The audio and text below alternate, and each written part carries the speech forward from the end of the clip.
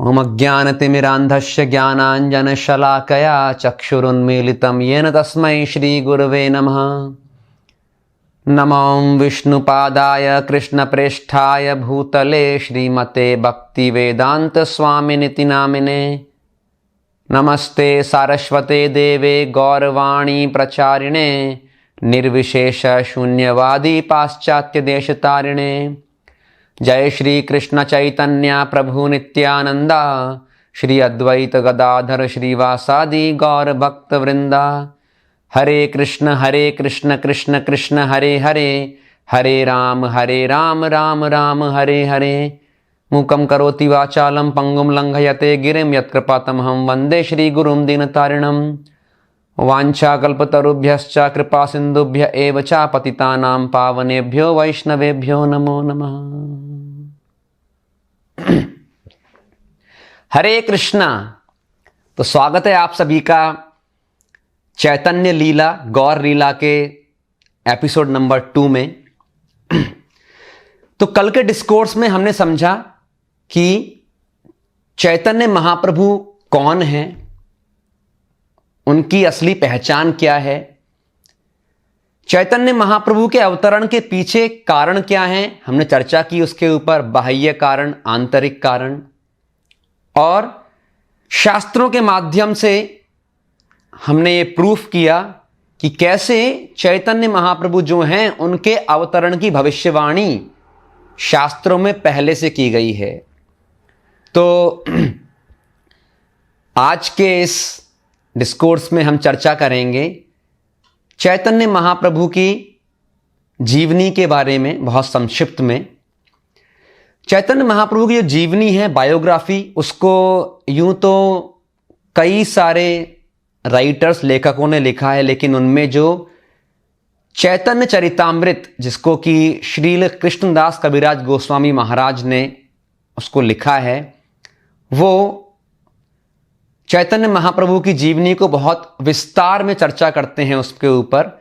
उसमें 3 पार्ट हैं, 3 खंड कह दीजिए आप। पहले को बोलते हैं आदि लीला। आदि लीला मतलब चैतन्य महाप्रभु जो हैं वो 48 वर्ष तक, यानी 48 ईयर्स तक इस पृथ्वी पर उन्होंने लीलाएं की। 48 में से जो पहले 24 वर्ष हैं, 24 ईयर्स, उसमें चैतन्य महाप्रभु गृहस्थ जीवन में रहे। और 24 वर्ष की उम्र में चैतन्य महाप्रभु ने सन्यास लिया, और सन्यास लेकर कहाँ चले गए वो? जगन्नाथपुरी। तो सन्यास के 24 वर्षों में से 6 वर्ष उन्होंने भ्रमण किया भारत में। दक्षिण भारत गए, वृंदावन आए, वाराणसी आए प्रचार के लिए। और अंतिम 12 वर्ष चैतन्य महाप्रभु जो हैं वो अपने अंतरंग शिष्य जो हैं, घनिष्ठ जो उनके बहुत क्लोज एसोसिएट्स हैं, भक्त हैं, उनके साथ में क्या करते हैं? वो शुद्ध भक्ति, राधा रानी के भाव में जो भक्ति है उसका आस्वादन करते हैं। तो ये जो पहले 24 वर्ष हैं चैतन्य महाप्रभु के जीवन के, उनका जो संकलन है वो कहलाता है आदि लीला। और उसके बाद जो 6 वर्ष चैतन्य महाप्रभु सन्यास लेने के बाद भ्रमण करते हैं प्रचार के लिए, उसको नोट डाउन किया गया है मध्य लीला में। और अंतिम 12 वर्ष जो हैं जिसमें कि वो राधा रानी के महाभाव का अनुभव करते हैं, उनको किसमें नोट डाउन किया गया है? अंत्य लीला।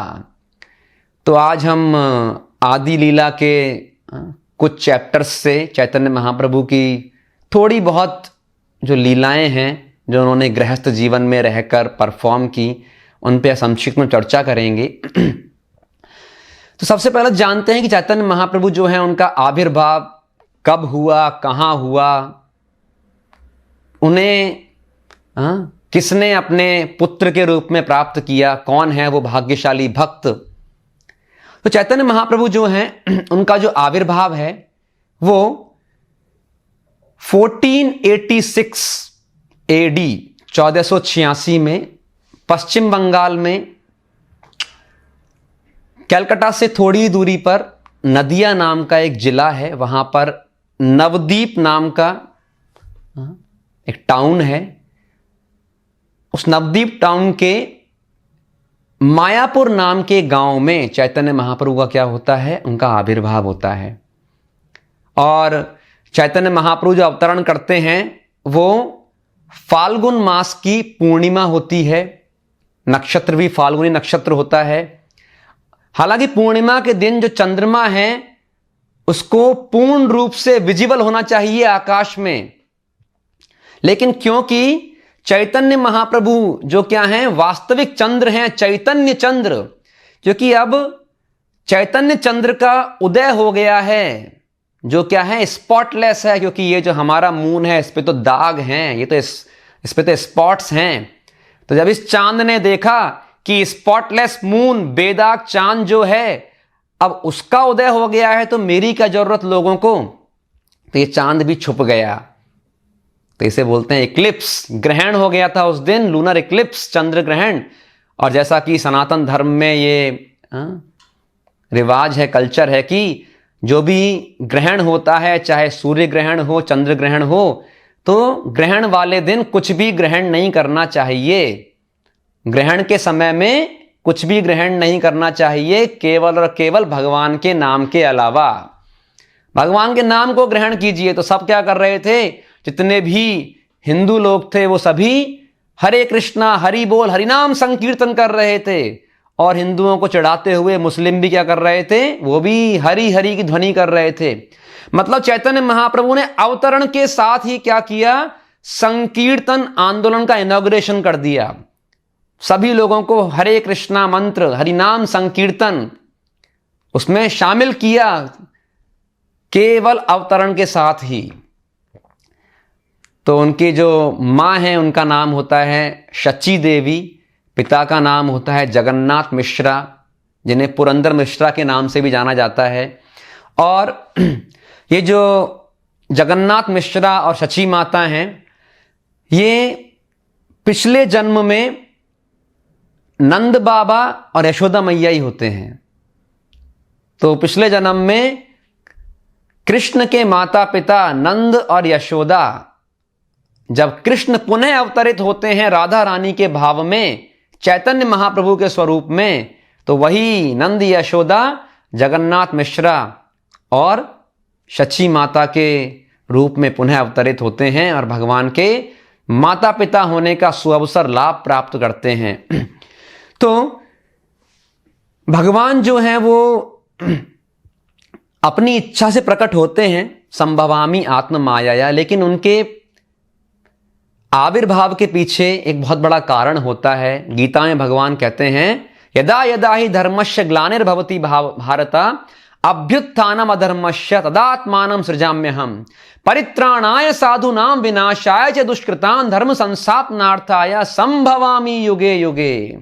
जब जब क्या होता है, धर्म की ग्लानि होती है, यहां धर्म का मतलब हिंदू, मुस्लिम, सिख, क्रिश्चियन, इससे नहीं है। धर्म का मतलब होता है, आत्मा का धर्म है भगवान की सेवा करना, कृष्ण की सेवा करना। जीवेर स्वरूप होए नित्य कृष्ण दास।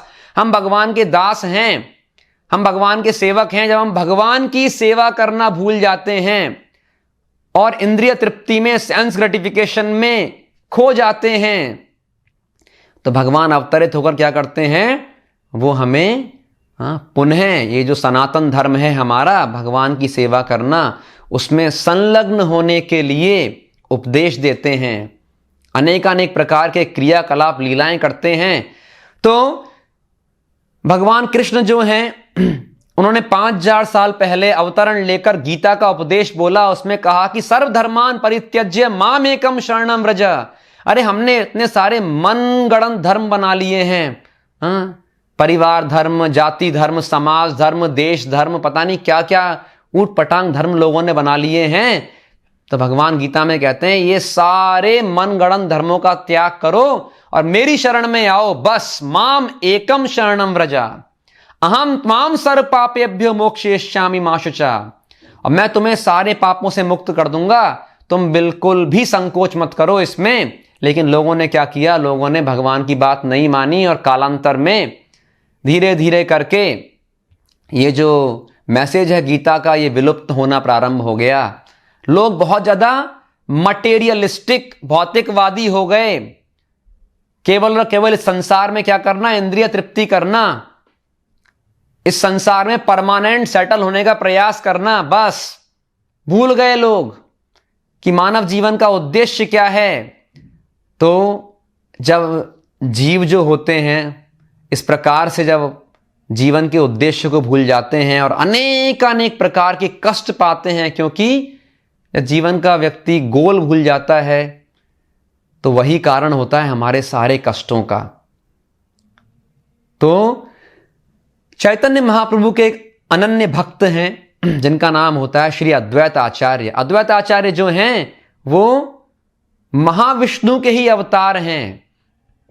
चैतन्य महाप्रभु के अवतरण से कुछ दशक पूर्व ही अद्वैत आचार्य जो हैं उनका अवतरण होता है। और जब वो देखते हैं कि लोग जो हैं इतने ज्यादा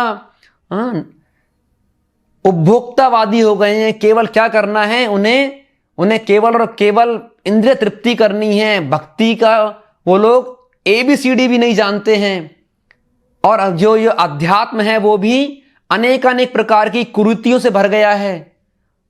तो बहुत आर्द्र होकर, बहुत दुखी होकर क्या करते हैं, वो भगवान कृष्ण को पुकारते हैं कि हे कृष्ण, आप क्या कीजिए, अब आप ही अवतरित होइए और अपने आचरण से इन सभी बद्ध जीवों को आप शुद्ध भक्ति सिखाइए।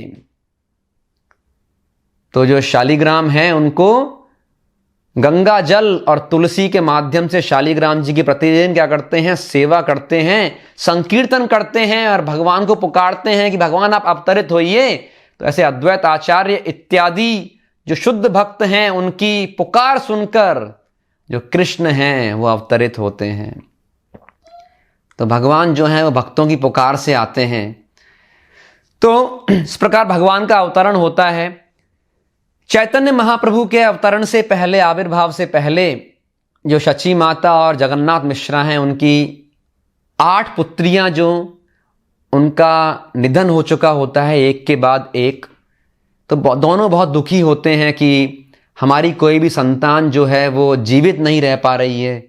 तो भगवान नारायण विष्णु से बहुत प्रार्थना करते हैं कि आप हमें संतान तो दे रहे हैं लेकिन वो संतान जीवित क्यों नहीं रहती है। तो फिर उन्हें एक पुत्र की प्राप्ति होती है जिसका नाम होता है विश्वरूप। और इन विश्वरूप के कुछ वर्षों के बाद ही जो दूसरे पुत्र होते हैं वो होते हैं कौन, चैतन्य महाप्रभु, गौरांग महाप्रभु। तो चैतन्य महाप्रभु जो हैं उनका जो अवतरण हो जाता है, अवतरण के बाद में वो जो जन्म से लेकर 5 वर्ष तक जो लीलाएं करते हैं उन्हें बोलते हैं बाल लीला। तो क्या होता है, चैतन्य महाप्रभु का जब जन्म होता है तो क्योंकि उनका जन्म नीम के पेड़ के नीचे होता है तो माँ जो है वो प्यार से उनका नाम निमाई रख देती है। जैसे हम देखते भी हैं ना, गाँव में क्या करते हैं, अगर बच्चा बहुत गोल मटोल है तो उसका नाम रख देंगे लालू, थोड़ा काला है तो कालू। तो माँ जो है प्यार से क्या नाम रख देती है, क्योंकि नीम के पेड़ के नीचे जन्म हुआ है बच्चे का, तो नाम रख दिया क्या, उसका नाम रख दिया निमाई। तो ये जो निमाई है, ये जो बालक है, क्या करते हैं, जब ये एक दिन सो रहे होते हैं तो जब करवट बदलते हैं, जब इतने बड़े हो जाते हैं कि करवट बदलना प्रारंभ करें, तो जैसे ही करवट बदलते हैं तो इनके माता पिता क्या देखते हैं कि हमारे बच्चे के जो पैर हैं, चरण हैं, उनके तलवों में, at the soles of the feet, वहां पर कुछ विशेष प्रकार के निशान हैं। और क्योंकि जगन्नाथ मिश्रा जो हैं वो क्वालिफाइड ब्राह्मण हैं, वो पाते हैं ये वही निशान हैं जिनका वर्णन शास्त्रों ने भगवान विष्णु के चरण कमलों पर किया है, कि भगवान जो विष्णु हैं उनके जो चरण कमल हैं उन पर भी कौन से साइन है, कौन से निशान है, कि संचिंतयेत भगवतः चरणारविंदम वज्र अंकुश धस्वरो रुहलांचनाढ्यम उत्तुंग रक्त विलसन नख चक्रवाला ज्योत्स्नाभिर आहत महदृदयांधकारम वज्र, अंकुश, ध्वज, सरोरुह इत्यादि। वज्र मतलब कि थंडरबोल्ट। अंकुश जो हाथी को कंट्रोल करने के लिए होता है ना, एक इंस्ट्रूमेंट, अंकुश। ध्वज फ्लैग, झंडा। सरोरुह कमल। ऐसे इत्यादि बहुत सारे क्या हैं भगवान के जो पैर के तलवे हैं उस पे ये निशान हैं। तो जब हम भगवान के जब भी विग्रह के दर्शन करते हैं तो उनके चरण कमलों पर ध्यान लगाएं तो क्या करना चाहिए, हमें परसीव करना चाहिए वहां पर कि ये सारे निशान क्या हैं, भगवान के चरण कमलों पर हैं। इसे बोलते हैं meditation upon the lotus feet of the Lord. भगवान के चरण कमलों पर ध्यान करना। अगर हम उन पर ध्यान करेंगे तो क्या होगा, उत्तुंग रक्त विलसन नख चक्र वाला भगवान के जो रेडिश नेल्स हैं, वो जो भगवान के लालिमा युक्त नाखून हैं चरणों के, उनसे जो कांति, चमक, इफल्जेंस निकल रही है, यदि हम उसको क्या करते हैं, उसको हम कैप्चर कर लेते हैं हमारे हृदय में, तो हमारे हृदय में जो भी अंधकार है ना वो सारा नष्ट हो जाता है। इसलिए भगवान के चरण कमलों का ध्यान करना बहुत जरूरी है। तो वो देखते हैं हमारे बच्चे के चरणों में तो निशान हैं, बड़े चकित हो जाते हैं। कुछ दिनों बाद में ये जो बालक निमाई है इसका नामकरण संस्कार होता है। तो शची माता के जो पिता हैं उनका नाम होता है नीलांबर चक्रवर्ती, और वो बहुत ही श्रेष्ठ कोटि के एस्ट्रोलॉजर, ज्योतिषी होते हैं, क्वालिफाइड ब्राह्मण होते हैं।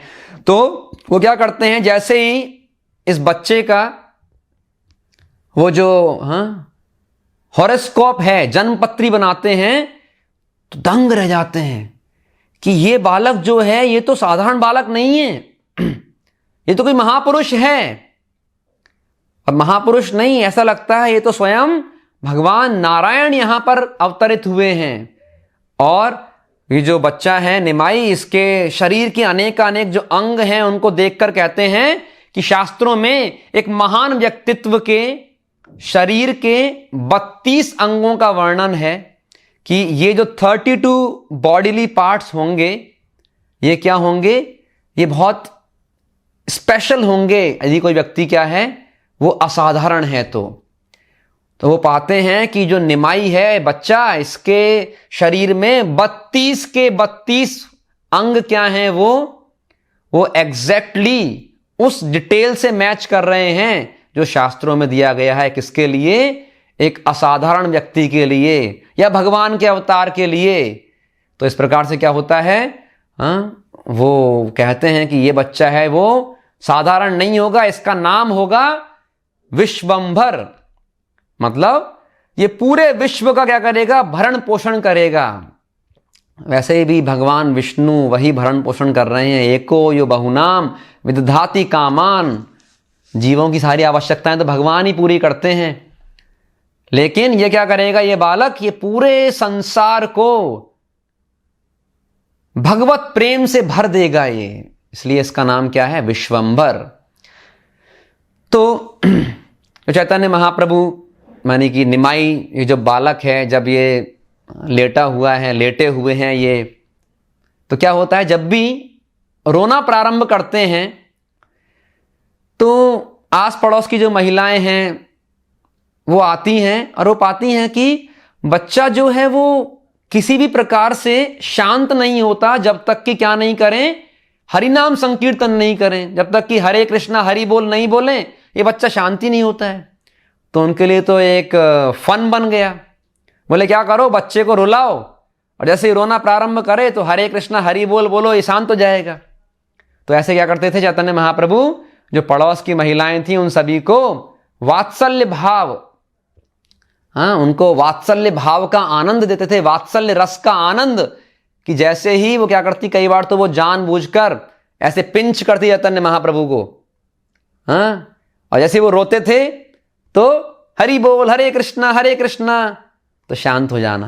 मतलब बचपन से ही क्या कर रहे हैं, अपने आसपास के सभी लोगों को हरि नाम का जप करवा रहे हैं। फिर जब थोड़े बड़े होते हैं ये जो निमाई विश्वंभर हैं, तो एक दिन उनकी माँ जो है पाती है कि बेटा जो है वो कहाँ खेल रहा है, मिट्टी में खेल रहा है। तो सोचती हैं कि मिट्टी खाएगा ये, तो क्या करती हैं, उनके हाथ में थोड़ी मिठाई ला के देती हैं, बेटा तुम ये मिठाई खाओ, मिट्टी मत खाना। वापस लौटती हची माता तो पाती हैं कि अरे निमाई तो मिट्टी खा रहा है। बोलते निमाई मैंने तुमको बोला था ना मिट्टी नहीं खाना। तो निमाई बोलते हैं माँ आप मेरे हाथ में मिट्टी दे के गई थी। बोले कैसी बात करता है, मैंने तेरे हाथ में मिठाई दी थी ना कि मिट्टी। बोले फर्क क्या है मिट्टी में मिठाई में, जितने भी इंग्रेडिएंट हैं इस मिठाई के वो सारे कहां से आ रहे हैं, वो सारे जमीन से ही तो आ रहे हैं, तो फर्क क्या पड़ेगा, चाहे मैं ये मिठाई खाऊं चाहे मैं ये मिट्टी खाऊं। तो उनकी मां बोलती है अरे इतना बड़ा फिलॉसफर बन गया, हाँ किसने सिखाया तेरे को ये नॉनसेंस। अरे बेटा मिट्टी खाते हैं तो क्या हो जाते हैं, हम बीमार हो जाते हैं, शरीर खराब हो जाता है। और मिठाई खाओगे तो तुम क्या बनोगे, तुम बहुत हष्ट पुष्ट बनोगे, स्ट्रांग बनोगे।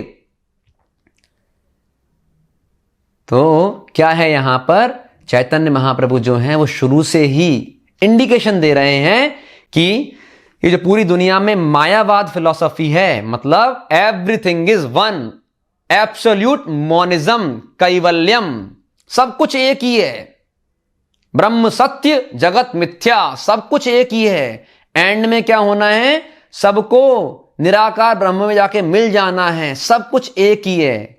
ये तो ऐसे ही है जैसे कि मिट्टी से क्या है फसल पैदा होती है, तो बात तो एक ही है, चाहे हम राइस दाल गेहूं ये खाएं चाहे मिट्टी खा लें, क्योंकि सब कुछ एक ही तो है। तो ऐसा नहीं है। तो शुरू से ही वो शो कर रहे हैं कि मैं क्या करूंगा, मैं इस दुनिया से मायावाद का सफाया कर दूंगा, मैं लोगों को वास्तव में जो शास्त्रों का निष्कर्ष है कृष्ण भक्ति, मैं लोगों को प्रदान करूंगा। एक बार शची माता के यहाँ घर पर एक ब्राह्मण आते हैं और वो क्या करते हैं, जब वहाँ रुकते हैं तो वो उनके पास में एक विष्णु भगवान का विग्रह होता है, कुछ भोग बनाते हैं, भोग लगाते हैं विष्णु भगवान को। जैसे ही भोग लागे पर्दा बंद करते हैं, अब पर्दा खोलते हैं थोड़ी देर बाद में तो पाते हैं कि वहां पर ये बच्चा निमाई खड़ा हुआ है और इसने भोग खा लिया। सोचते हैं भगवान इसने भोग खराब कर दिया, भगवान के भोग को खा गया है ये बच्चा। थोड़ा डांट के भगा देते हैं, बोले दोबारा नहीं आना। दोबारा वो ब्राह्मण क्या करता है, दोबारा से कुकिंग करता है, दोबारा भोग चढ़ाता है और दोबारा से चैतन्य महाप्रभु उसको खा जाते हैं। ऐसा 3 बार होता है। अजय ब्राह्मण क्या होता है, बहुत फ्रस्ट्रेट हो जाता है। तो चैतन्य महाप्रभु अपनी असली पहचान दिखाते हैं कि हे ब्राह्मण, मैं ही कृष्ण हूं, मैं ही नारायण हूं, तो मुझे ही तो बुला रहे हो भोग खाने के लिए, नैवेद्य ग्रहण करने के लिए। ऐसे ही जैसे भगवान कृष्ण जो हैं वो अपने आस पड़ोस के घरों में जाकर माखन चुराते थे, चैतन्य महाप्रभु ये जो बालक निमाई है ये भी क्या करते थे, अपने आस पड़ोस के घरों में जाना और वहां से चुरा चुरा कर कुछ प्रसाद वहां से खाना। तो शो कर रहे हैं कि जो कृष्ण हैं वही पुनः अवतरित हुए हैं।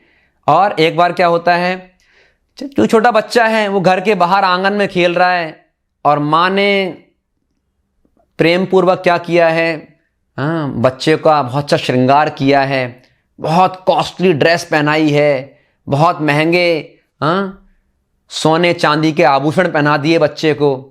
अब जो निमाई है वो बाहर खेल रहा है आंगन में और शची माता घर में व्यस्त हैं काम काज में। तो 2 चोर होते हैं, वो देखते हैं कि अरे इतना छोटा बच्चा, उसके ऊपर इतने सारे गहने। तुमको लगता है कि आज तो हमारी लॉटरी लग गई, इस बच्चे को थोड़ा दूर ले जाकर सारे गहने से हम उतरवा लेंगे तो हम तो अमीर हो जाएंगे। तो क्या करते हैं, वो चैतन्य महाप्रभु को अपने कंधे पे बिठाते हैं और दूर कहीं ले जाकर एकांत स्थान पर वो ले जाने की कोशिश करते हैं। तो जब जा रहे होते हैं तो घूमते घूमते घूमते घूमते पाते हैं कि थोड़ी देर बाद में वो तो चैतन्य महाप्रभु के घर पे दोबारा लौट के आ गए, जहां से बच्चे को उठाया था वहीं पर वो खड़े हुए दोबारा से। तो डर जाते हैं, अरे ये कैसे हो गया? तो डर से चैतन्य महाप्रभु को नीचे उतार कर भाग जाते हैं। तो क्या करते हैं निमाई, वो जो हैं वो उन चोरों के कंधों पे प्लेजर राइड, एक आनंद की यात्रा करते हैं। बस ऐसे एक बार ये जो बालक निमाई है ये थोड़ा सा गुस्सा हो जाते हैं मां से। तो क्या करते हैं, ऐसे हाथ दिखाकर अपनी मैया को, सची माता को थोड़ा डांट देते हैं। तो ऐसे जब डांट देते हैं तो सची माता क्या करती हैं, वो बेहोश होने का नाटक करती हैं। तो बेहोश हो गए गिर जाती हैं। तो घर की और महिलाएं आती हैं, आस पड़ोस से आती हैं, देखती हैं अरे सची माता तो बेहोश हो गई। पानी छिड़कती हैं फिर भी वो होश में नहीं आती। तो बोलते हैं निमाई फटाफट क्या करो, तुम तुरंत बाहर जाओ और कहीं से भी है ना कोकोनट वाटर, नारियल पानी इनको पिलाना पड़ेगा, वो लेके आओ जाओ। तो वो जाते हैं बाहर, बस बाहर गए 2-3 कदम और लौट के आ गए एक नारियल लेकर। सारी महिलाएं आश्चर्य में, अरे ये घर के दरवाजे से बाहर गया 3 कदम और नारियल लेके आ गया, घर के आसपास नारियल का एक पेड़ भी नहीं है। तो ये क्या है? इस प्रकार से चैतन्य महाप्रभु जो है बहुत सारी चमत्कारी लीलाएं करते हैं, इवन बचपन में ही। फिर जब वो बड़े होते हैं, 5 वर्ष के हो जाते हैं, तो उनके पिता जगन्नाथ मिश्रा क्या करते हैं, उनका स्कूल में, पाठशाला में उनका एडमिशन करवा देते हैं। और वो पाठशाला में उनके शिक्षक होते हैं गंगादास पंडित।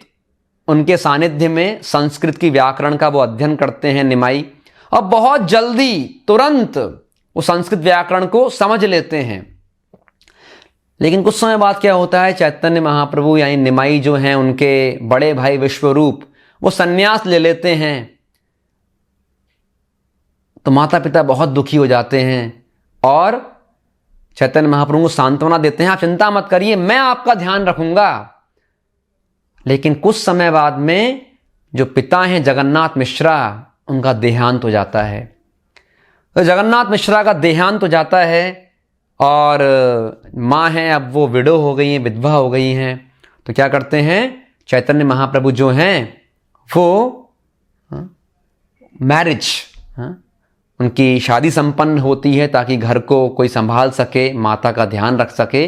तो चैतन्य महाप्रभु की शादी होती है और उनकी जो धर्म पत्नी है उनका नाम होता है लक्ष्मी प्रिया देवी।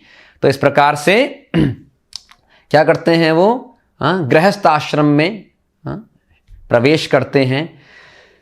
तो लगभग 5 से 10 वर्ष की उम्र के बीच में चैतन्य महाप्रभु अपनी शिक्षा लगभग पूरी कर चुके होते हैं, क्योंकि वो तो स्वयं कृष्ण ही हैं। जब वो 11 वर्ष के होते हैं तो 11 से लेकर और 16 वर्ष का समय कहलाता है कैशोर लीला, किशोर। तो 11 वर्ष की उम्र में ये जो निमाई हैं ये कहने लग जाते हैं निमाई पंडित, क्योंकि अब तो ये क्या हो गए, स्कॉलर हो गए हैं, पंडित बन गए हैं, व्याकरण का ज्ञान है इनको, और अनेकानेक प्रकार के शास्त्रों का ज्ञान है इनको। सब लोग कह के बुलाते हैं निमाई पंडित। और अपनी एक पाठशाला, स्कूल खोल लेते हैं, स्टूडेंट्स को पढ़ाना स्टार्ट कर देते हैं। इस समय पर एक बहुत विशेष लीला होती है जिससे हमें बहुत कुछ समझने को मिलेगा।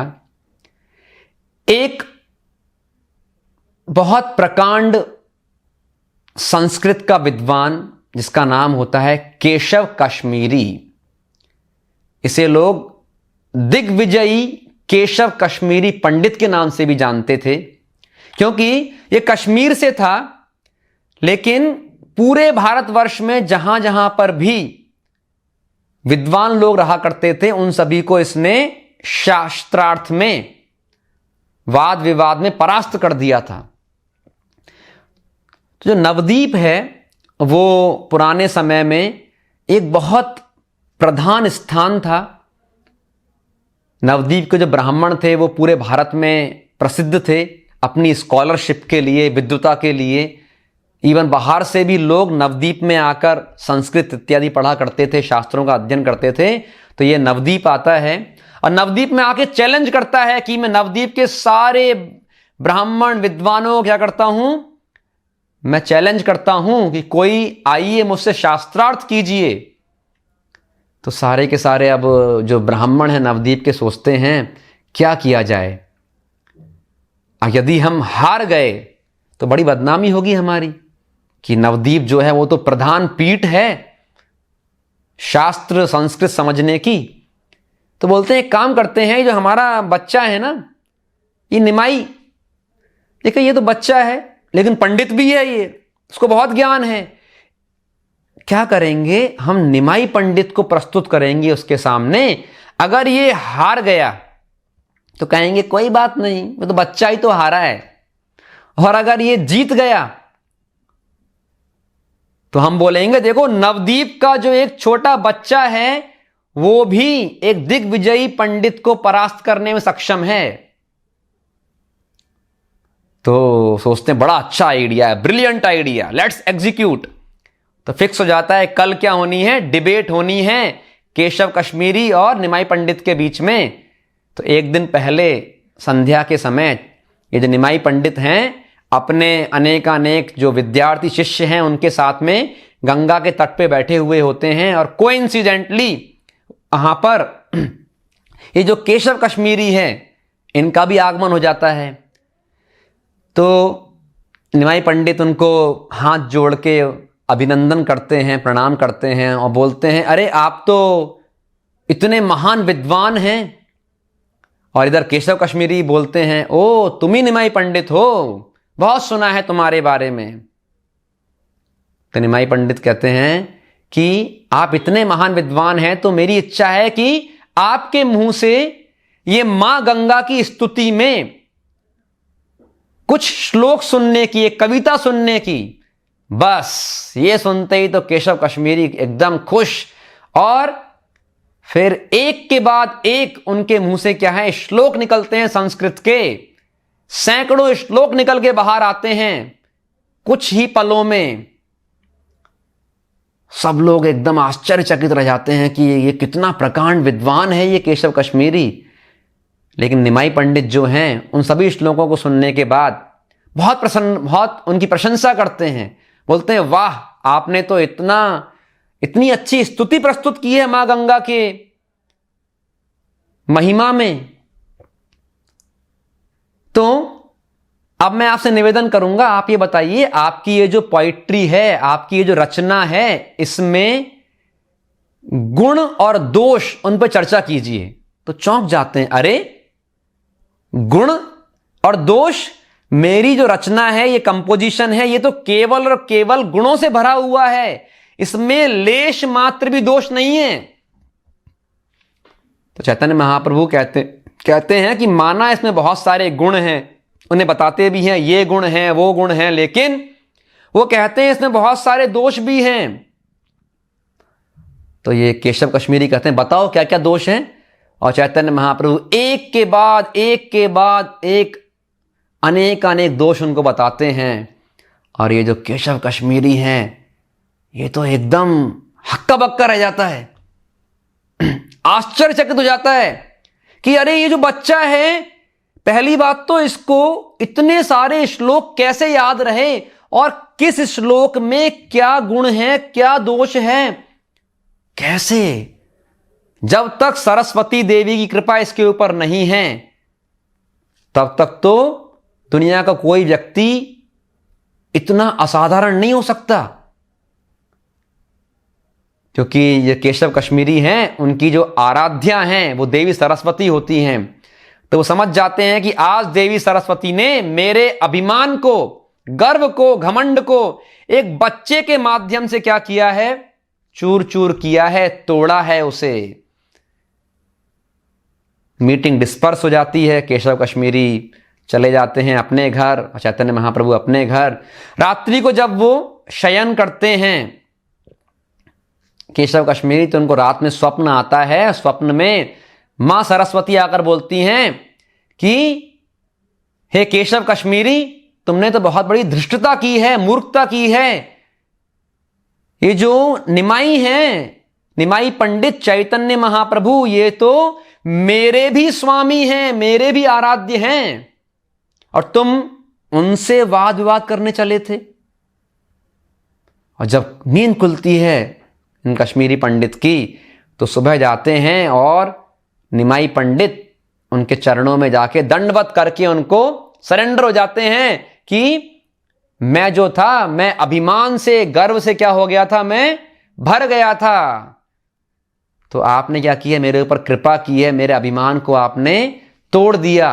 और चैतन्य महाप्रभु तब उनके ऊपर कृपा करते हैं और उन्हें शुद्ध भक्ति प्रदान करते हैं। तो यहां पर हमें जो समझने वाली बात है, जो लेसन हमको यहां पे मिलता है, वो है in the spiritual life you can not ride with pride, otherwise you will become victim of Maya's tide. आध्यात्मिक जीवन में हम प्राइड के साथ में, घमंड, अभिमान, गर्व के साथ में क्या नहीं कर सकते, हम प्रोग्रेस नहीं कर सकते। क्या होना होगा, आध्यात्मिक जीवन जो है उसकी जो पहली शर्त है वो क्या है, दैट इज तृणादपि सुनीचेना हम्बल। इसलिए बाइबल में भी कहा गया है क्या, the kingdom of God is for meek and humble, meek and mild. विनम्र होना बहुत जरूरी है। विद्या ददाति विनयम, जिस व्यक्ति के पास जितनी विद्या होगी वो उतना विनम्र होगा। ऐसे आजकल की तरह नहीं, बड़ी बड़ी डिग्री कर ली, बड़ी बड़ी पोस्ट पे बैठ गए तो लोग एकदम एरोगेंट हो जाते हैं, एकदम घमंडी हो जाते हैं लोग। तो विद्या नहीं है, ये अविद्या है। असली विद्या है जो क्या करे, व्यक्ति को, उसको विनम्र बनाए। क्यों? क्योंकि हमारे पास में कोई भी टैलेंट हो, कोई भी स्किल हो, वो किसने दिए हमें, वो भगवान ने दिए ना। अल्टीमेटली किसका दिया हुआ है वो भगवान का दिया हुआ है। अगर कोई व्यक्ति बहुत इंटेलिजेंट है तो उसको जो इंटेलिजेंस है वो भगवान ने दी है। भगवान कृष्ण गीता में कहते हैं, बुद्धिम बुद्धिमताम अस्मि बलम बलवताम चाहम। कोई बहुत स्ट्रांग है तो उसकी शक्ति कौन है, वो भगवान ने उसको दी है। कोई बहुत टैलेंटेड है, कोई स्पेशल स्किल है उसके पास में, वो भगवान ने दी है। इसलिए one should not be proud of his और हर बोरोड प्लूम्स। अरे ये सारे टैलेंट, स्किल, प्रतिभाएं, ये तो भगवान से हमने उधार ले रखी हैं।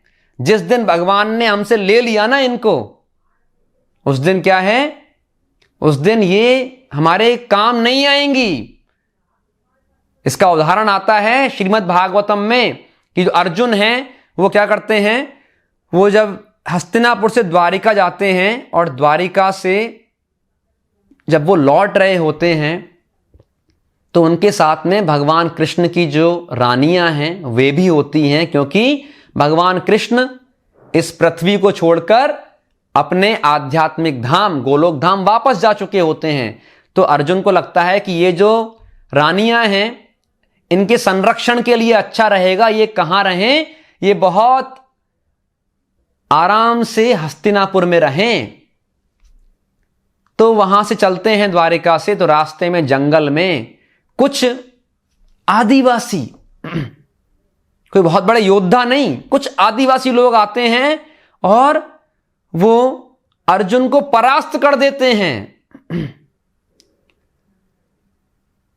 तो अर्जुन बड़े आश्चर्य में हो जाते हैं कि मैं वही अर्जुन हूं जिसने महाभारत के युद्ध में बड़े बड़े महारथियों को धूल चटा दी,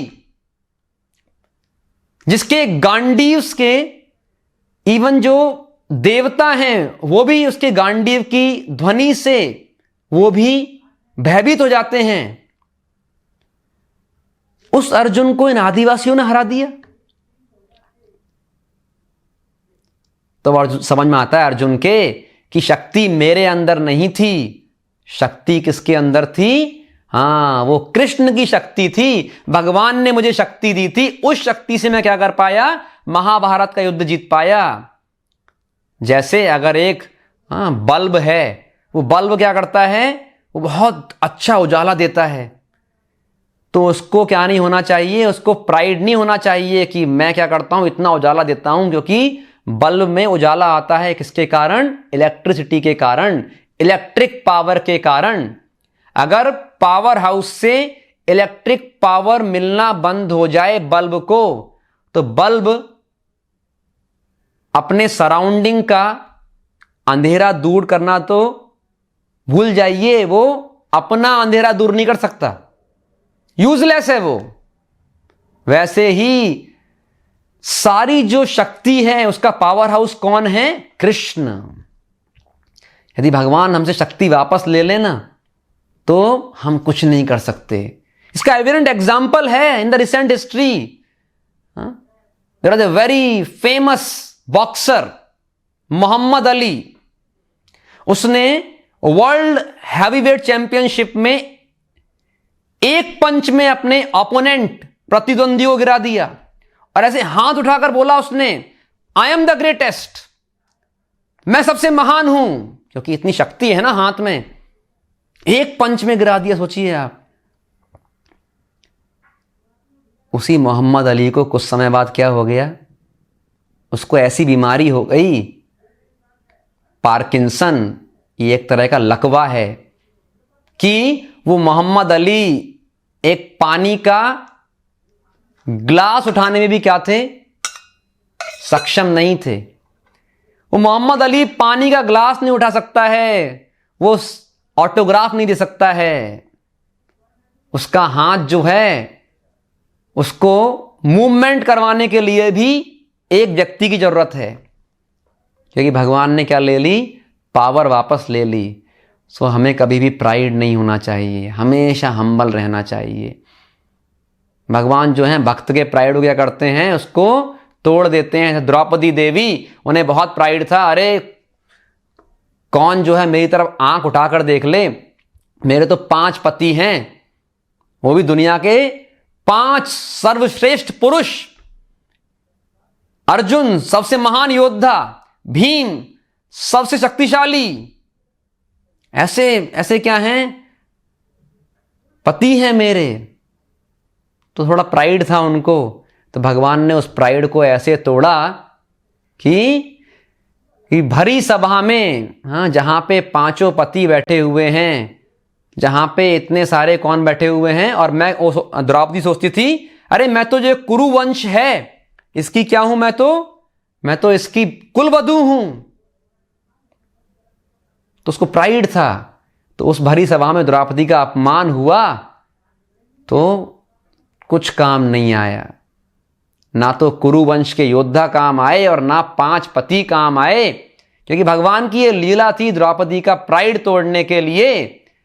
काम क्या आया कि करुणा कर द्रौपदी पुकारी, पट में लिपट गए बनबारी, अनिरख रहे नर नारी, राधे श्याम श्यामा श्याम, जय माधव मदन मुरारी, राधे श्याम श्यामा श्याम। तो द्रौपदी ने एंड में बोला कि नहीं, कोई काम नहीं आने वाला, ना पति काम आएंगे, ना मेरी खुद की स्ट्रेंथ काम आएगी। जब दोनों हाथ ऊपर करके द्रौपदी ने बोला, हे गोविंद, हे माधव, हे दामोदर द्वारकाधीश गिरिधारी, अब राखो लाज हमारी और तुम्हें पुकारे अब ये बेबस नारी। बस द्वारकाधीश इंस्टेंटली आ गए वहां पर और फिर इतनी साड़ी सप्लाई की कि एक कवि ने लिखा है कि नारी विच सारी है कि सारी विच नारी है, कि नारी ही की सारी है कि सारी ही की नारी है। अरे भाई, ये जो नारी है इसके चारों तरफ साड़ी है कि ये केवल साड़ी की बनी हुई है? तो ये भगवान का प्रोटेक्शन है भक्तों क्या करने के लिए? भक्त को सदैव शुद्ध भक्ति में रखने के लिए। इसलिए कभी भी हमें क्या नहीं होना चाहिए? हमें कभी भी प्राइड नहीं होना चाहिए। फिर जब चैतन्य महाप्रभु, उनकी उम्र और बढ़ती है और अब वो 16 वर्ष के हो जाते हैं, तो उसे बोलते हैं युवा अवस्था। तो 16 से लेकर 24 वर्ष की उम्र के बीच में जो भी लीलाएं हुई उन्हें बोलते हैं यौवन लीला। तो चैतन्य महाप्रभु एक बार नवदीप मायापुर से गया जाते हैं, और जो गया है वहाँ पर जब वो जाते हैं तो उनके गुरु महाराज से भेंट होती है, जिनका नाम होता है श्री ईश्वरपुरी, और उनसे दीक्षा लेते हैं। जब उनसे दीक्षा लेते हैं तो इसका वर्णन भी आता है कि वो जो उनके गुरु महाराज हैं वो उनको बोलते हैं, चैतन्य महाप्रभु निमाई पंडित हैं, लेकिन उनको बोलते हैं क्या कि तुम ही मूर्ख, तुमा नहीं वेदांत अधिकार। तुम क्या हो? अरे निमाई, तुम पंडित नहीं हो, तुम तो मूर्ख हो। चैतन्य महाप्रभु अपने मुंह से सुना रहे हैं इस व्याख्यान को कि जब मैं मेरे गुरु के पास गया तो मेरे गुरु ने क्या किया, गुरु मोरे मूर्ख देखी करीला शासन। गुरु ने बोला तुम तो मूर्ख हो, और मेरे ऊपर क्या किया उन्होंने, शासन, मुझे कंट्रोल में किया अपने, और बोले कि तुम ही मूर्ख, तुमा नहीं वेदांत अधिकार। तुम तो मूर्ख हो, तुम्हें वेदांत पढ़ने का अधिकार नहीं है। और कृष्ण मंत्र जप सदा सर्व मंत्र सार। क्या करो, ये जो हरे कृष्ण कृष्ण कृष्ण हरे हरे, हरे राम राम राम हरे हरे, बस इस महामंत्र का जप करो, ये सारे मंत्रों का सार है। और ऐसा कहकर मेरे गुरु ने मुझे एक श्लोक सिखाया कि कोई पूछे कि भाई ये तुम वेदांत क्यों नहीं पढ़ते हो, तो बोले मुझे एक श्लोक सिखाया कि हरेर नाम हरेर नाम एव केवलम कलौ नास्त्येव नास्त्येव नास्त्येव गतिरन्यथा। तो बृहद नारदीय पुराण में ये श्लोक आता है कि कलयुग में हरि का नाम और केवल हरि का नाम, इसके अलावा अन्य कोई दूसरा उपाय, तरीका, प्रोसेस, प्रक्रिया वो प्रभावशाली नहीं है और नहीं है। तो ये लीला से हम समझते हैं चैतन्य महाप्रभु तो मूर्ख नहीं है, वो तो पूर्ण पुरुषोत्तम भगवान हैं। लेकिन कलयुग में बहुत सारे मूर्ख होंगे जो क्या करेंगे, जो वेद शास्त्रों को, वेदांत को क्या करेंगे, वो मनगढ़ंत तरीके से प्रेजेंट करेंगे। तो ऐसे, और वो क्या बन जाएंगे, वो स्वामी, गुरु, आचार्य, ऐसे बन के क्या करेंगे, लोगों को गुमराह करेंगे। तो ऐसे जो मूर्ख हैं उनको सिखाने के लिए कि क्या करो भाई, तुम्हारी ये जो होशियारी है इसको बंद रखो, कलयुग में केवल हरि का नाम काम आएगा बस। तो इसके लिए चैतन्य महाप्रभु ने ये वाली लीला संपन्न की उन्होंने। तो जब वहां से लौट के आते हैं चैतन्य महाप्रभु, तो फिर अब वो क्या नहीं करते, अब वो शास्त्रार्थ, तर्क, वाद विवाद में उनका कोई इंटरेस्ट नहीं रहता। अब तो केवल और केवल भगवान के नाम का संकीर्तन करते हैं। और जब ये संकीर्तन प्रारंभ होता है तो उनके एक अनन्य भक्त होते हैं, उनका नाम होता है श्रीवास ठाकुर, श्रीवास पंडित। तो ये जो श्रीवास पंडित हैं ये गृहस्थ वैष्णव हैं, और इनके घर में जो आंगन होता है जिसे श्रीवास आंगन बोलते हैं, वहां पर प्रतिदिन चैतन्य महाप्रभु हरिनाम संकीर्तन करते हैं। तो जब भक्त लोग भक्ति में आनंद उठाते हैं, नृत्य करते हैं, गाते हैं, तो जो अभक्त होते हैं, जिनका नेचर होता है आसुरिक, उन्हें बहुत जलन होती है, बहुत ईर्ष्या होती है। बोले ये लोग जो हैं इतने खुश कैसे हैं, हम तो इतना दिन रात 12-15 घंटे काम कर रहे हैं फिर भी खुश नहीं है, और ये लोग जो हैं भक्त लोग इतना हार्ड वर्क नहीं करते फिर भी इतने खुश हैं, नाच रहे हैं, गा रहे हैं। तो बहुत जलन हो जाती है लोगों को कई बार। तो क्या करते हैं वो जो अभक्त लोग हैं, एक प्लान बनाते हैं कि ये जो श्रीवास है ना, इसको क्या करेंगे, इसको बदनाम करेंगे। तो एक व्यक्ति है, उसका नाम है गोपाल चापाल। वो कहता है चिंता मत करो, जिम्मेदारी मैं लेता हूं। तो क्या करता है ये गोपाल चापाल, ये रात्रि के अंधेरे में श्रीवास ठाकुर का जो घर है उसके दरवाजे के बाहर जो काली पूजा है, शक्ति पूजा, देवी पूजा, उसका जो पैराफेरनेलिया है, सामग्री, जैसे कि कुछ चूड़ियां, सिंदूर, अनेकानेक चीजें, कुछ ग्रेन्स, और साथ में एक शराब की, दारू की, वाइन की एक बोतल, वो रख देता है। क्या पर्पज होता है कि अगले दिन सुबह सुबह लोगों को बुला के बोलेंगे कि श्रीवास जो है ये एक्सटर्नली अपने आप को क्या है, वैष्णव बोलता है, लेकिन इंटरनली क्या है, ये तो शाक्त है, ये देवी की पूजा करता है, शराब पीता है, मांस खाता है। तो ऐसे इसको बदनाम कर देंगे।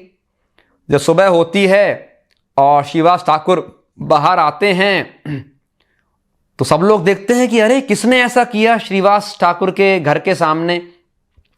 तो श्रीवास ठाकुर मजाक मजाक में बोलते हैं कि भाई मैं जो हूं मैं वैष्णव नहीं हूं, मैं तो ढोंगी हूं, बाहर से वैष्णव और अंदर से क्या हूं मैं देवी का उपासक हूं। लोग कहते हैं नहीं नहीं हमें पता है ये किसी धूर्त की करतूत है। तो जब ऐसे श्रीवास ठाकुर के प्रति क्या होता है, गोपाल चापाल अपराध करते हैं तो इसे बोलते हैं वैष्णव अपराध। इस वैष्णव अपराध के कारण तीसरे ही दिन गोपाल चापाल के शरीर में कुष्ठ रोग, लेप्रोसी हो जाती है। उसका जो शरीर है वो पूरा पस और ब्लड उससे भर उठता है, उसके शरीर से पस और खून बाहर आने लगता है, शरीर के अंग गलना प्रारंभ हो जाते हैं। और क्योंकि लेप्रोसी है वो बहुत कंटेजियस है, संक्रामक है, तो उसे लोग गांव से बाहर निकाल देते हैं। तो गांव से बाहर अकेला ये पड़ा रहता है गोपाल, बहुत कष्ट पाता है। और एक दिन उस रास्ते से चैतन्य महाप्रभु निकल रहे होते हैं तो ये उनसे हाथ जोड़ के निवेदन करता है कि हे निमाई पंडित, मुझसे गलती हो गई, आप मुझे इस असहनीय पीड़ा से बाहर निकालिए। चैतन्य महाप्रभु कहते हैं कि तुमने मेरे भक्त के प्रति अपराध किया है तो एक जन्म नहीं लाखों जन्म तुमको ऐसा कष्ट झेलना पड़ेगा। तो वैष्णव अपराध बहुत डेंजरस है, कभी वैष्णव अपराध नहीं करना चाहिए। भक्ति को जो सबसे ज्यादा नुकसान पहुंचाता है वो है वैष्णव अपराध। हाँ, एक भक्त की निंदा करना, हाँ, उसको कुछ ऐसा बिहेव करना कि वो उनके हृदय को ठेस पहुंचाए, तो ये सब हमें नहीं करना चाहिए। तो इस प्रकार से क्या है वो, हाँ, चैतन्य महाप्रभु कहते हैं कि अब तुम्हें क्या करना है, तुम्हें केवल एक ही तरीका है, तुम्हें श्रीवास ठाकुर के पास जाकर दंडवत करके उनसे क्षमा मांगनी है, तभी तुम इस वैष्णव अपराध से बाहर निकल सकते हो। तो शास्त्र बताते हैं कि 6 प्रकार के एक्शन जो है वैष्णव अपराध में आते हैं। क्या कि हंति निंदति वैद्वेष्टि वैष्णवान नाभिनंदति क्रुध्यते याति नो हर्षम दर्शने पतनानि षट। 6 तरह के वैष्णव अपराध होते हैं। क्या? हंति, किसी वैष्णव की हत्या कर देना, सबसे जघन्य वैष्णव अपराध। निंदति, किसी वैष्णव की निंदा करना, बुराई करना, क्रिटिसाइज करना, अननेसेसरी। द्वेष्टि, किसी वैष्णव से द्वेष रखना, ईर्ष्या रखना, एनवियस रहना। कोई हमसे एडवांस है तो कई बार जलन हो जाती है, ईर्ष्या हो जाती है। वैष्णवान नाभिनंदति, किसी वैष्णव का अभिनंदन नहीं करना। कई बार हम जब गुजर रहे हैं, ऐसा नहीं कि सामने से एक वैष्णव आ रहा है तो बस हम अपनी दुनिया में हैं। क्या करना है? हमें अभिनंदन करना चाहिए, हरे कृष्णा बोलना चाहिए। यदि हमसे वरिष्ठ वैष्णव हैं तो उनको झुक के प्रणाम करना चाहिए। इस प्रकार से अभिनंदन करना, स्वागत करना। शास्त्र कहते हैं यदि कोई गृहस्थ जो है उसके घर पे वैष्णव आते हैं और वो उनको ठीक प्रकार से अभिनंदन नहीं कर पाता तो उस दिन उस गृहस्थ को फास्ट करना चाहिए। This is the atonement. और क्रुध्यते, किसी वैष्णव पे गुस्सा हो जाना। और याति नो हर्षम दर्शने, एक वैष्णव आपको दिखे तो हृदय में क्या होना चाहिए? हर्षित होना चाहिए, आनंद उठना चाहिए हृदय में। अरे मुझे भगवान के भक्त के दर्शन हुए हैं। तो अगर एक वैष्णव को उनके दर्शन करने पर हम यदि क्या नहीं होते, हमें हर्ष का अनुभव नहीं होता, आनंद का अनुभव नहीं होता, वही वैष्णव अपराध है। तो वेरी इंपॉर्टेंट, अगर भक्ति में प्रोग्रेस करना है तो 6 वैष्णव अपराध क्या करने हैं, हमको अवॉइड करने हैं, हमें प्रैक्टिस करना है इस तरीके से। क्योंकि छाड़िया वैष्णव सेवा निस्तार पाएचे केवा, भक्ति में वैष्णव सेवा वैष्णव कृपा के बिना एडवांस करना इम्पॉसिबल है। तो यहाँ पे क्या होता है, जब गोपाल चापाल जाते हैं और उनको क्या करते हैं, उनको दंडवत करते हैं, प्रणाम करके माफी मांगते हैं, तो कुछ ही समय में वो जो समस्या से जूझ रहे हैं लेप्रोसी, उससे बाहर निकल के आ जाते हैं। तो ये बहुत इंपॉर्टेंट है, हमें ध्यान रखना है, वैष्णव सेवा करनी है, ना कि वैष्णव अपराध। तो चैतन्य महाप्रभु जब संकीर्तन करना प्रारंभ करते हैं और पूरे नवद्वीप में जगह जगह संकीर्तन होना प्रारंभ हो जाता है। अब संकीर्तन केवल श्रीवास ठाकुर के आंगन में ही नहीं, नवद्वीप की सड़कों पर भी संकीर्तन होता है, नगर संकीर्तन। तो जो वहां रहने वाले जो मुस्लिम हैं, उन्हें बहुत असहजता प्रॉब्लम होती है इससे।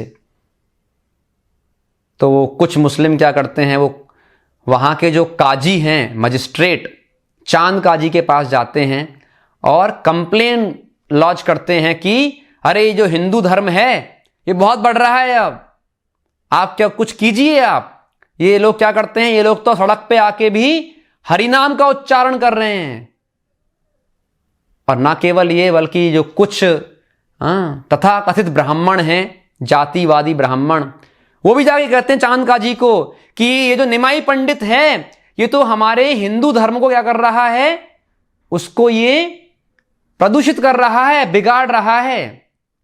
क्योंकि हमारे हिंदू शास्त्रों में जो वैदिक मंत्र हैं उनका उच्चारण करने का अधिकार केवल ब्राह्मणों को है, पर ये तो जो निम्न जाति के लोग हैं उनको भी ये जो महामंत्र का उच्चारण करवा रहा है। तो ये तो क्या कर रहा है, ये तो हिंदू धर्म को भी बर्बाद कर रहा है। तो ऐसा षड्यंत्र करते हैं। तो चांद काजी क्या करते हैं, वो एक फरमान निकालते हैं, एक ऑर्डर पास करते हैं कि अपने सैनिकों को बोलते हैं जाओ और पूरे नगर में बोल दो कि जो भी क्या करेगा, जो भी संकीर्तन करेगा उसको क्या करेंगे, उसको जबरदस्ती इस्लाम कबूल करवाया जाएगा।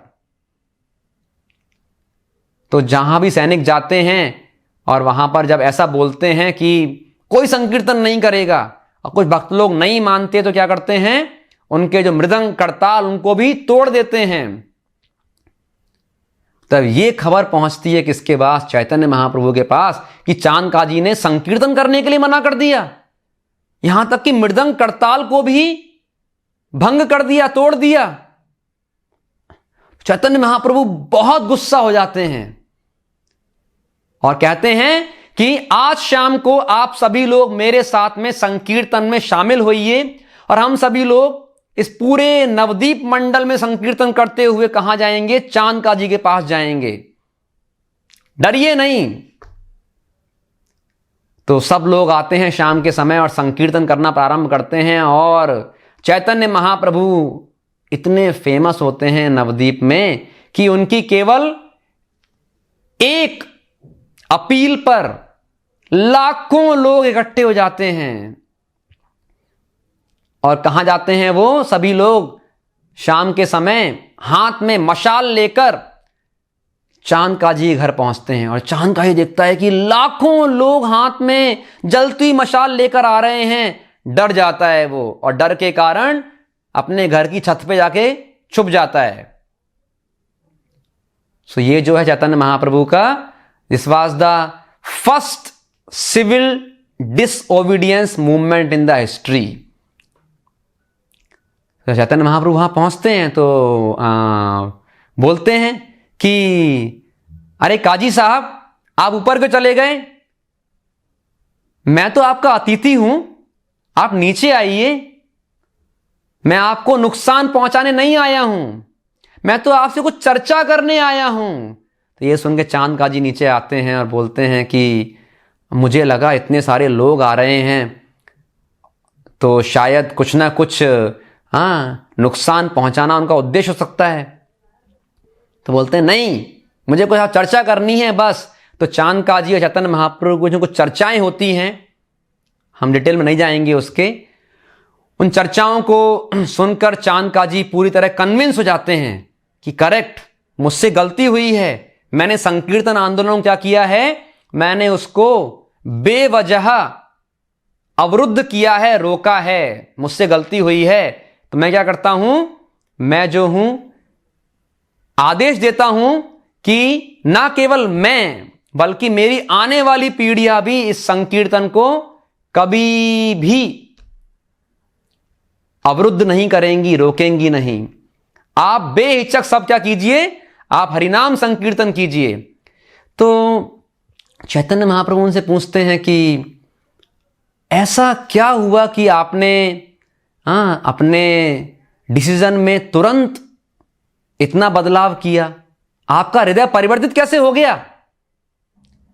तो चांदका जी कहते हैं कि हे निमाई पंडित, क्योंकि तुम क्या हो, तुम जो हो नीलांबर चक्रवर्ती जो हैं वो तुम्हारे नाना हैं, और नीलांबर चक्रवर्ती को मैं अपना अंकल मानता था, तो एक तरीके से तुम मेरे भतीजे हुए।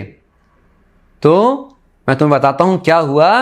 कल रात को मेरे सपने में एक बहुत एक्स्ट्रा ऑर्डिनरी व्यक्तित्व वो प्रकट हुआ। उसका जो सिर था वो सिंह का, लॉयन का था, और जो धड़ है, कंधे से नीचे का हिस्सा, वो मनुष्य का था। और उसने दहाड़ते हुए क्या किया, उसने दहाड़ते हुए मेरी छाती के ऊपर छलांग लगा दी और मेरी छाती पर बैठकर अपने जो नाखून हैं उनको रख के बोला कि मूर्ख, तूने मेरे नाम के संकीर्तन को रोक दिया है, मैं तेरी छाती के टुकड़े टुकड़े कर दूंगा, मार दूंगा तुझे मैं। तो मैं तो डर गया कि कौन है ये व्यक्ति, मैंने ऐसा क्या कर दिया कि ये मुझे मारने के लिए आया है। तो वो कौन थे, वो थे नरसिंहदेव, विघ्न विनाशक नरसिंहदेव भगवान की जय। तो नरसिंहदेव आते हैं जब भी संकीर्तन पे क्या होता है, कोई भी बाधा आती है तो नरसिंहदेव भक्तों की रक्षा के लिए आते हैं। तो चांदका जी अपने सीने पर वो जो नाखूनों के निशान हैं वो दिखाते हैं कि अभी भी वो निशान मेरे सीने पर हैं। तो मैंने डिसाइड किया कि मैं अब कभी भी भविष्य में क्या नहीं करूंगा, संकीर्तन को नहीं रोकूंगा। तो इस प्रकार से ये जो कलयुग युग धर्म है संकीर्तन, इसको वो स्वीकार करते हैं, वही भगवान के नाम का गायन करते हैं, गाते हैं। इसलिए आप अगर मायापुर जाएंगे तो वहां पर चांदका जी की मजार है वहां पर। तो कई वहां पर जब जाते हैं तो भक्त लोग इवन चांदका जी की जो टूम्ब है, मजार, उस पर जाकर भी क्या करते हैं, वो संकीर्तन करते हैं। और चांदका जी को भी भक्त चांदका जी बोला जाता है। तो इस प्रकार से क्या है, संकीर्तन आंदोलन, उसका प्रचार प्रसार होना प्रारंभ होता है और नवदीप धाम मायापुर में इसका बीज लगता है और ये पेड़ बड़ा होकर धीरे धीरे पूरे भारत में, और फिर शिल प्रभुपाद जो कि चैतन्य महाप्रभु के सेनापति भक्त हैं, वो इसको कहाँ लेकर जाते हैं, पूरी दुनिया में लेकर जाते हैं। तो 24 वर्ष तक क्या हैं, चैतन्य महाप्रभु अपने गृहस्थ जीवन में रहते हैं इस प्रकार, और 24 की उम्र पर चैतन्य महाप्रभु फिर संन्यास ग्रहण करते हैं। तो उनकी संन्यास लीला के बारे में हम चर्चा करेंगे अगले एपिसोड में। तब तक के लिए आपको धन्यवाद। हरे कृष्णा। बोलिए पतित पावन श्री चैतन्य महाप्रभु की जय। युग धर्म हरिनाम संकीर्तन यज्ञ की जय। कलयुग पावन हरे कृष्ण महामंत्र की जय। अनंत कोटि वैष्णव वृंद की जय। वृंदेवी तुलसी महारानी की जय। जगत गुरु शिल प्रभुपाद की जय। निताई गौर प्रेमानंदे हरि हरि बोल। Thank you so much. Hare Krishna.